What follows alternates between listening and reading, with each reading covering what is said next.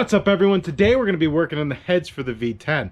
Now we're going to be going from this wonderful mess right here, which, as you can see, very caked on grime. I've been using a degreaser. This is the stuff I've been trying out on this one. It's never used it before, so I guess we'll see how well it works. I've been trying to just loosen things up a little bit. Also, having it soaked when I use the scale, the needle scaler, produces a little bit less dust. But our hope is to go from this to this. Now this one is almost ready for paint. I still need to clean it up with some acetone just to get it finally prepped for the actual paint so it holds. But other than that, the valves have been lapped. All the valve train, excluding the actual valves themselves, are from the original heads from this engine, as they have substantially less miles, but I prefer keeping the same exact valves that were there. It makes the lap a lot closer and you have to do a lot less work. I am doing it by hand, so the least amount of work I have to do on it, the better. So this is a substantially cleaner version of what we need. And so I guess all that's left to do is knock out the other ones. So what we're going to have to do, we'll head back out there and I'll show you. So what we're going to be doing real quick is we're going to needle scale it, which it doesn't need much. We are going to wire brush it, take all of the valve train apart. We're going to just throw the old stuff in a box, excluding the actual valves themselves. We'll lap the valves, bring it up, and have it thrown in a parts cleaner. We'll clean it by hand, and after that, it's just a matter of putting all new seals in it and button it back up and getting it ready for paint. So let's go ahead, dig right into it, and get her done.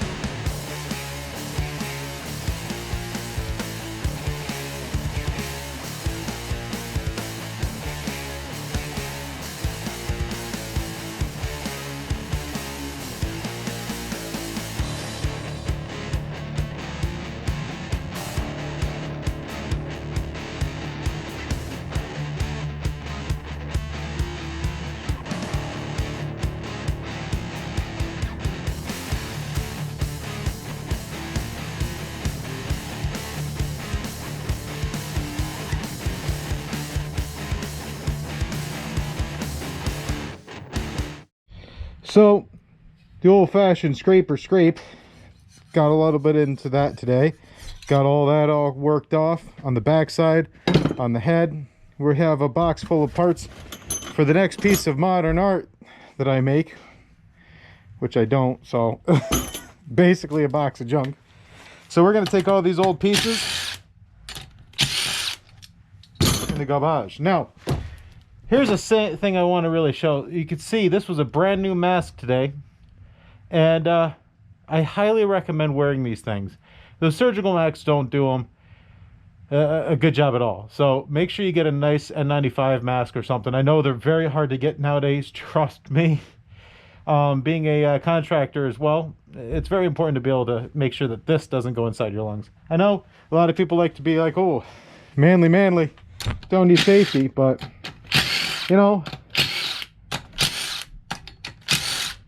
it's good to live at least as long of a life as your expiration date is. So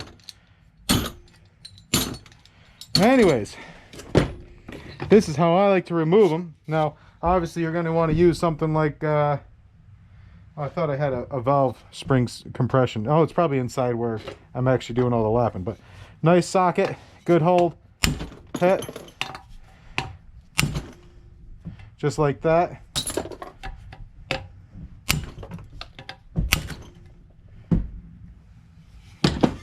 Now, every time I go into these things, or further into this engine, the fact that this is supposed to be a 360 plus 2 cylinders, even the retainers are different. So everything about it, you don't have the centralized, rocker shaft going through here. They're bolted on. This is a totally different animal. Totally different animal. I actually need those two that I just threw in here. Of course, they're small, so they go...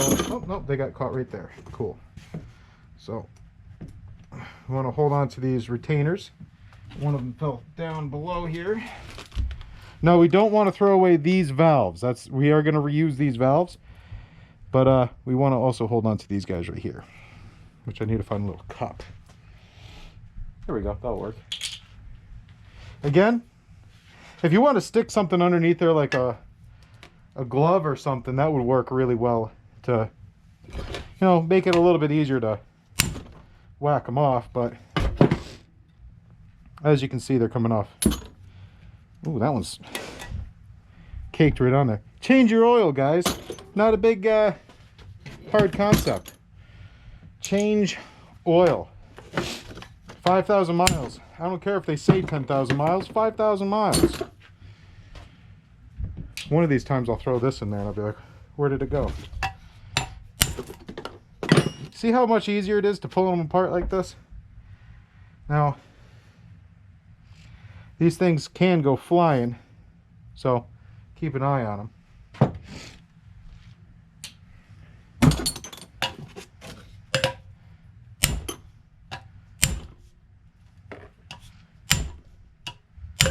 Every so often you'll get one that just doesn't want to, you know, just doesn't want to give up.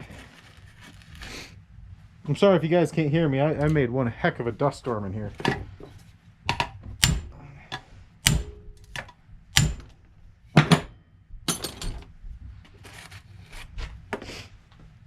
Now normally, if you were reusing them, you wouldn't just throw them in a box like that. I like to keep them nice and labeled and organized. Or into a Ziploc bag or something.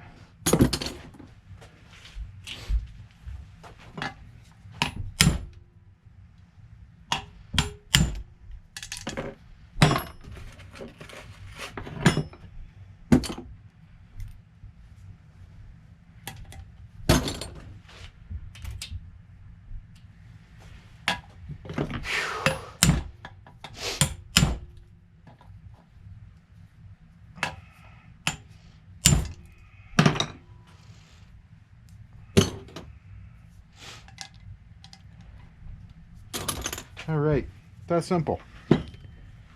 Save yourself like an hour using one of those. Now, if you have a nice, you know, compression one, that's different, but I don't. So next we need my scraper. Ow.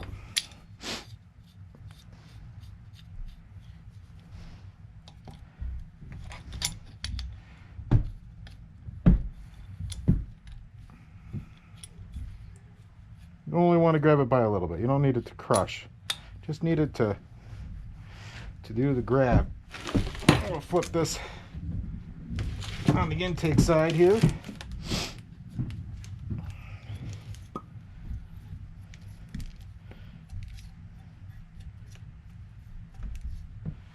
And then we just remove our old seals, which they won't go in the box. They'll just go in the garbage.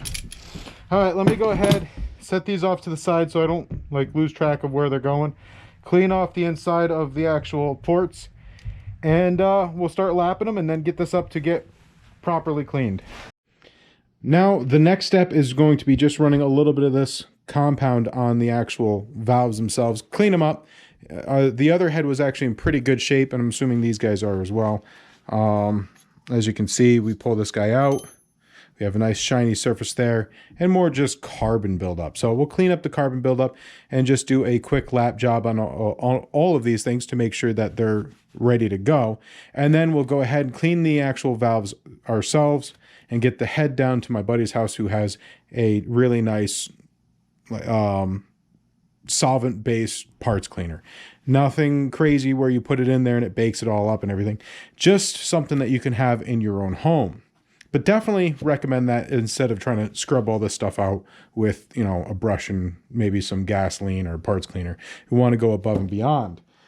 Now, when I do it, I like to do it a little bit slower. So it does take me time to get it done, but we're going to do it the old-fashioned way.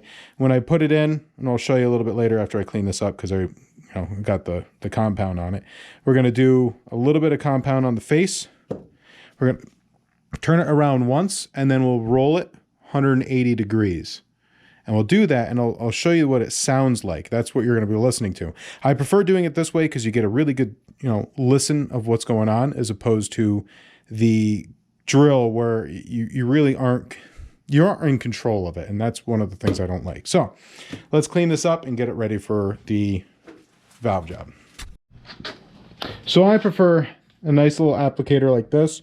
Put a little bit of oil right inside there, and actually on the valve stem itself. And we will gently guide that in there,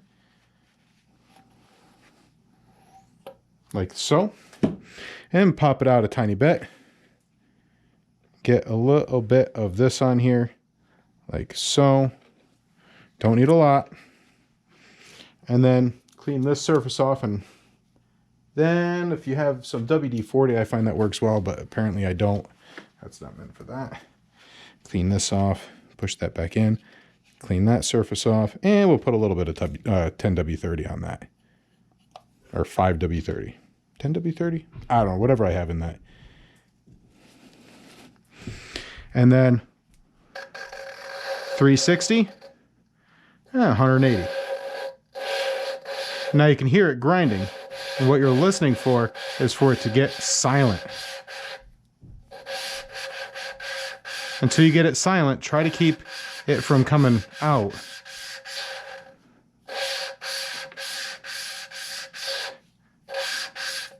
Oops. Yeah, try to avoid that.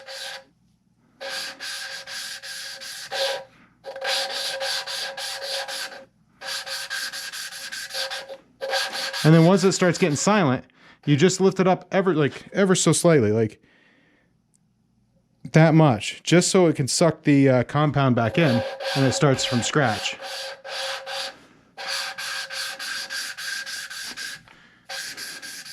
See how quiet it got? And then you start it from scratch again.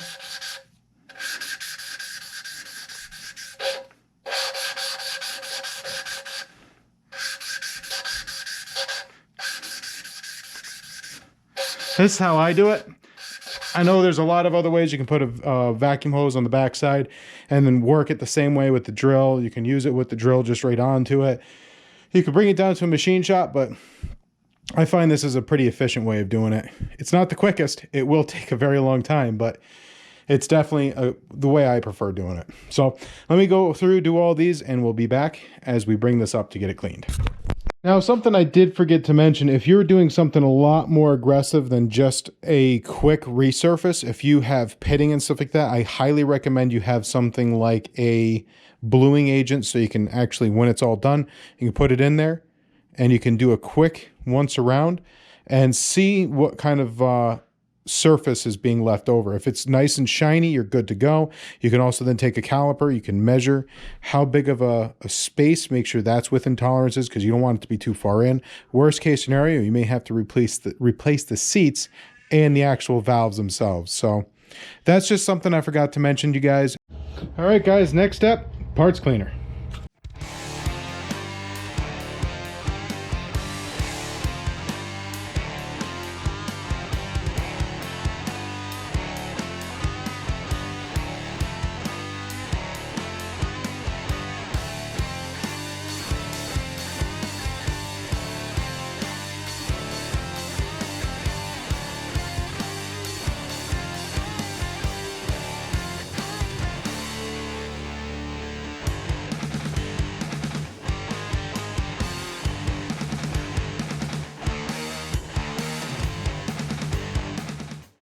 Our next step is pretty straightforward. It's just our valve seals here.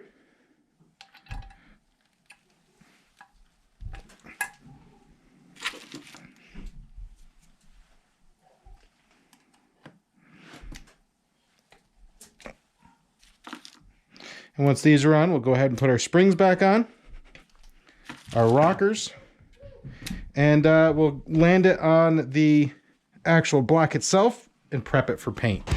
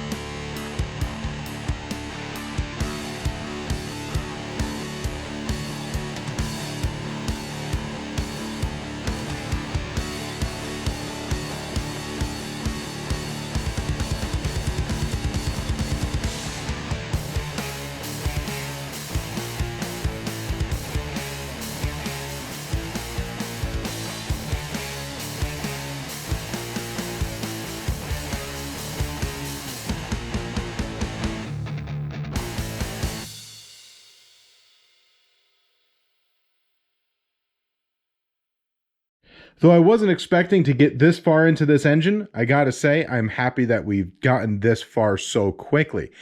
We have 2 freshen up heads ready to go. The last thing we need to do is finish cleaning up the actual lower intake manifold as well as the valve covers, and then spray some nice paint on it. That way we have a nice fresh engine going into our 1981 Dodge Ram with the 80s era paint scheme, which I think will be really neat for an engine that obviously didn't come in the 80s. The last thing we'll have to do, of course, before we can really go too far forward is get a few sensors that did get damaged in the process of taking it apart. And I was really hoping I didn't break the one off of the donor engine. But like someone mentioned in the live last night, with the crankshaft position sensor so important, it's better off just buying a new one anyways. But we've had some serious strides made on this engine in such a short period of time. I'm very, very happy. Well, guys, that's all I have for you today. I hope you enjoyed the process. It was definitely a big one with this particular engine. Those heads are very heavy. I actually would say they're about as heavy as, or pretty close as heavy as the Hemi ones. And that's saying something. So if you're looking at doing one of these engines, I highly recommend it. They are really, really cool. And it's definitely very, very different.